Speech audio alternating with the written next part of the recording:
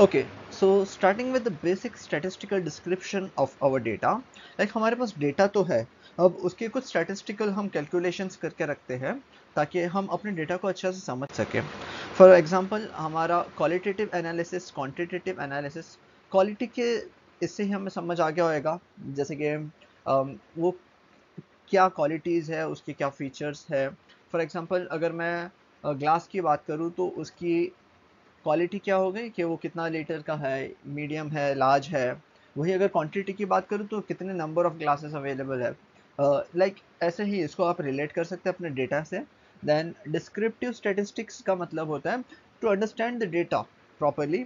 Like उसका central tendency हो गया, वेरिएशंस हो गया, स्प्रेड हो गया, ये डिस्क्रिप्टिव स्टैटिस्टिक्स में आ जाता है। देन इन्फरेंशियल स्टैटिस्टिक्स यानी to make predictions about a population based on sample of data. आपके पास थोड़ा सा डेटा है, अब उसके बेसिस पे आप नेक्स्ट जो है प्रेडिक्शंस कर रहे हो, वो इन्फरेंशियल स्टैटिस्टिक्स में आ जाता है। देन डेटा डिस्पर्शन कैरेक्टरिस्टिक्स में median, max, mean, quantities, outliers, variance, ये सारे पार्ट्स आ जाते हैं। Okay, so starting with very first measuring of central tendency. Okay, now central tendency measure करने के लिए we have different ways. For example mean, then next we have median and mode as well. अब mean क्या होता है? For example हमारे पास n number of samples है, अब इसमें से mean क्या होगा?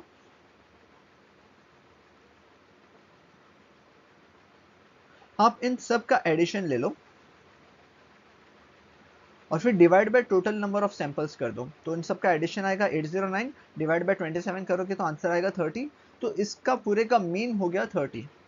वहीं पे अगर हमें इस तरह का कुछ डेटा दिया हुआ है, जैसे कि नंबर ऑफ टीवीज और नंबर ऑफ हाउस होल्ड्स, तो ये इसको क्या बोलते हैं? वेटेड डेटा बोलते हैं। यानी एक टीवी 73 हाउस में है और दो टीवी 378 हाउस में है, ऐसे ये यानी वेटेड डेटा हो गया। तो इसका फॉर्मूला होता है X bar is equals to summation of weight into X I, यानी 73 इंटू 1 अपॉन वेट यानी 73। तो ये वाला जो कॉलम है इसको हम वेट बोलते हैं, ठीक है।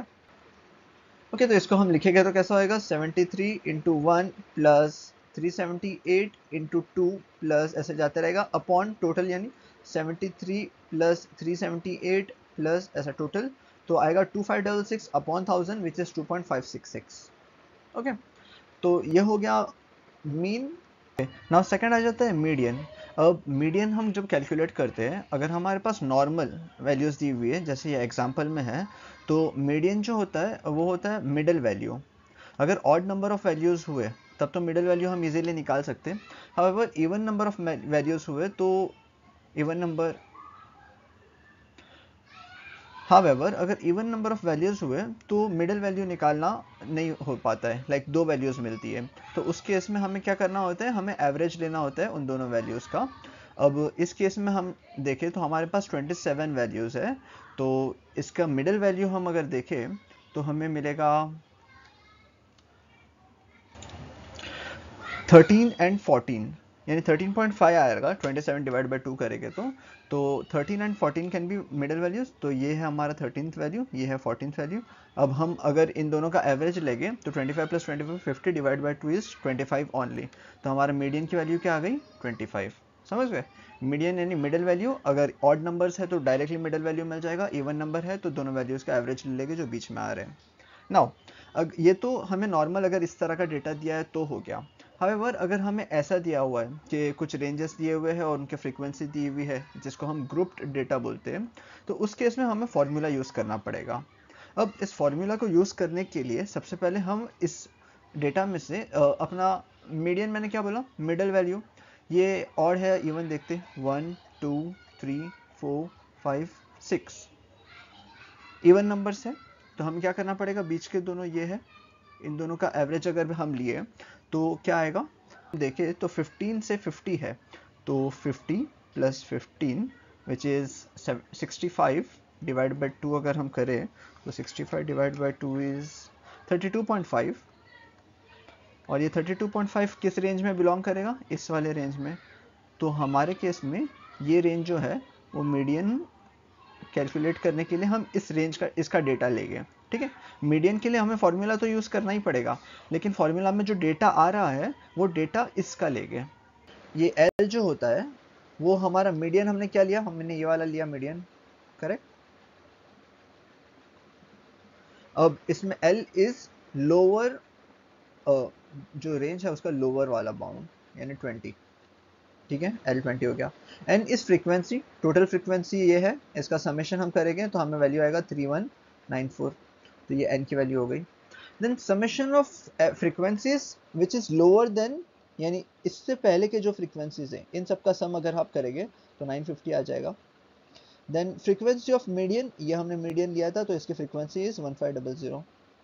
देन विथ कितनी है 50 माइनस 20 विच इज 30, तो मीडियन क्या आएगा 20 plus 3194 by 2 minus 950 upon what is frequency of median 1500 into width क्या है अपनी 30। जब इसको सॉल्व करेंगे तो आंसर आ जाएगा 32.94। समझ गए? तो this is how median is calculated. Next आ जाता है मोड। अब मोड कैलकुलेट, मोड होता क्या है, value that occurs most frequently in the data, वो मोड हो गया। अब अगर दो वैल्यूज हो रही है तो बाई मॉडल हो जाएगा, सिंगल है तो यूनी मॉडल, ट्राई मॉडल अगर तीन है तो, ठीक है। एम्पेरिकल फॉर्मूला की बात करें तो mean minus mode is equals to 3 times mean minus median.